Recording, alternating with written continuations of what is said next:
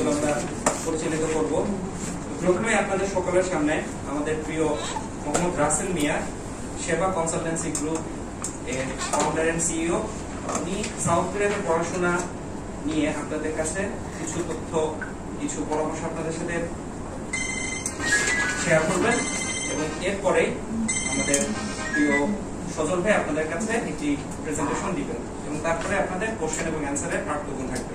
এই পর্যায়ে আমি মোহাম্মদ রাসেল মিয়া, ফাউন্ডার এন্ড সিইও সেবা কনসালটেন্সি গ্রুপ, ওনাকে অনুরোধ করছি ওনার মূল্যবান বক্তব্য আমাদের উপস্থাপন করার জন্য।